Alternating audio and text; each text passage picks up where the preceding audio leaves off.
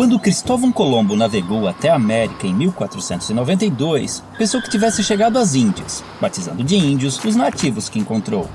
Porém, apesar de terem sido generalizados nessa classificação, os índios não se viam como um povo unificado, pois eram divididos em uma variedade de etnias sem qualquer identificação entre si. Acredita-se que os primeiros habitantes das Américas chegaram há mais de 20 mil anos, atravessando uma passagem congelada entre a Ásia e a América do Norte e então espalhando-se por todo o continente. Em algumas regiões, formavam civilizações avançadas.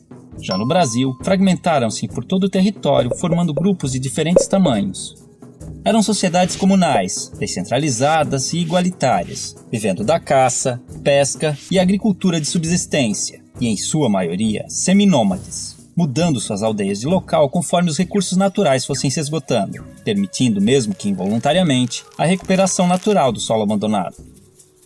As habitações eram geralmente coletivas, chamadas de ocas, variavam de tamanho e forma entre as tribos, mas normalmente eram dispostas em torno de um espaço cerimonial, onde realizava-se todo tipo de atividade diária, além de celebrações e ritos conduzidos por pajés e anciões.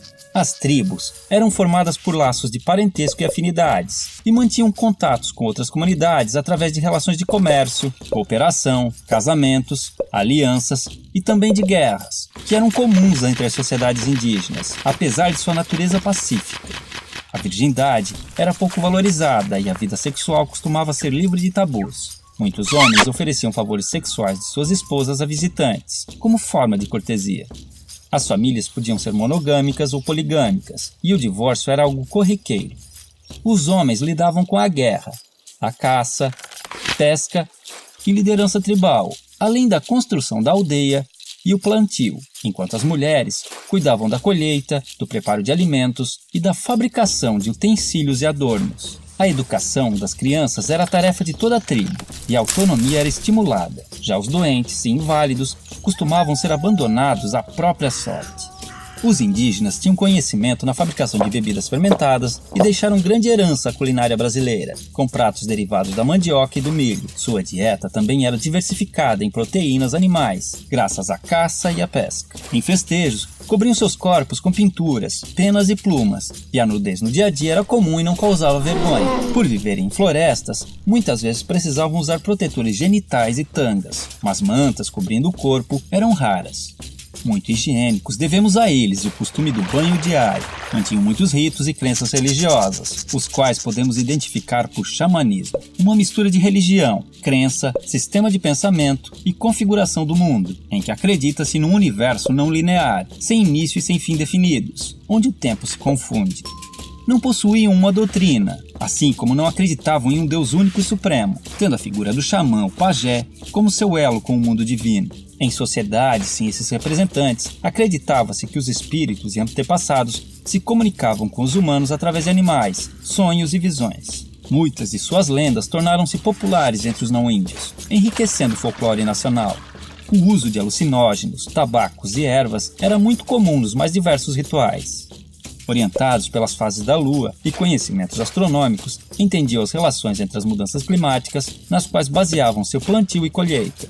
Antes da chegada dos europeus, acredita-se que existiam mais de 1.300 idiomas nativos, hoje reduzidos a apenas 270, que deram origem a diversas palavras da língua portuguesa. Não possuíam um sistema de escrita, mas algumas sociedades desenvolveram sinais e formas gráficas, cujo estudo pode revelar mais sobre seus hábitos.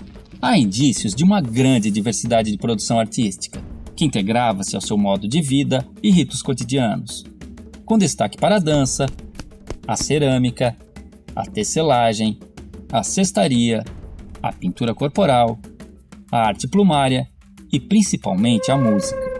Contudo, os indígenas não possuíam a figura do artista, e todos podiam ser hábeis em diversos aspectos, pois dedicar-se exclusivamente a uma atividade, como na sociedade atual, era sinal de desequilíbrio espiritual e obsessão. Quando os portugueses chegaram em 1500, estima-se que encontraram mais de 5 milhões de indivíduos, divididos em tribos e comunidades, diferentes entre si, mas iguais aos olhos do colonizador, responsável por reduzi-los a menos de 600 mil em poucos séculos. Desconhecendo invenções ocidentais como o espelho, a roda, e as armas de fogo, o choque cultural foi enorme, assim como o fascínio dos indígenas, que ainda viviam em sua pré-história. 3 armas foram fundamentais para o domínio dos colonizadores sobre os nativos. A arma de fogo, aliada nas conquistas das tribos e determinante na aceitação da superioridade portuguesa pelos índios remanescentes. A Bíblia do Jesuíta, responsável pela aculturação dos indígenas e a adequação ao moralismo cristão dos ocidentais. E uma invisível e poderosa arma biológica, inicialmente de forma involuntária, mas por vezes criminosa, o contato com os estrangeiros espalhou doenças e epidemias, às quais os nativos não possuíam imunidade, dizimando-os aos milhares e facilitando a ocupação de suas terras, como aconteceu no sul do Maranhão, onde fazendeiros deram roupas infectadas com varíola para as tribos locais. Porém, muitos indígenas auxiliaram os portugueses em expedições ao interior, em conflitos com outras tribos e ajudaram a escravizar grupos inimigos, além de fornecerem aos colonos produtos como a madeira, condimentos e substâncias medicinais. Isso tudo forçou os remanescentes a viver em condições precárias por muito tempo. Somente em 1967, com a criação da FUNAI, começaram a surgir e ganhar força associações indígenas que buscam melhorias em áreas como saúde, educação, meio ambiente, patrimônio e demarcação de terras. Em 1961, foi criada a primeira reserva indígena brasileira, o Parque do Xingu, representando um grande avanço nas conquistas desse povo. Há hoje no Brasil comunidades indígenas em todos os estados, e muitas lutam pela sobrevivência e manutenção de seus costumes e tradições, sendo constantemente ameaçadas pelo agronegócio, que busca expandir seu território, mesmo através de métodos irregulares. Muitos índios são mortos em conflitos ou expulsos de suas terras, acabando em situação de pobreza nas grandes cidades, vítimas de preconceito e violações de direitos humanos. Como se não bastasse, alguns povos começaram a sofrer novas influências de grupos religiosos neopentecostais, que, impondo conceitos como o pecado e a culpa, geraram conflitos internos, fazendo os índios verem no suicídio uma saída para seus problemas. Contudo, ainda existem tribos isoladas no mundo moderno, vivendo como seus ancestrais, principalmente na região amazônica. Outro caso interessante são grupos que vivem em cidades e reivindicam a condição de povo indígena, num processo conhecido como etnogênese, pois, de acordo com a antropologia, a etnia vai além dos traços físicos, sendo também um grupo social, e enquanto mantiverem seus sentidos e valores, se identificando como tais, esses indivíduos não deixarão de ser índios. Assim, podemos vê-los integrados aos hábitos modernos, e vivendo nas cidades,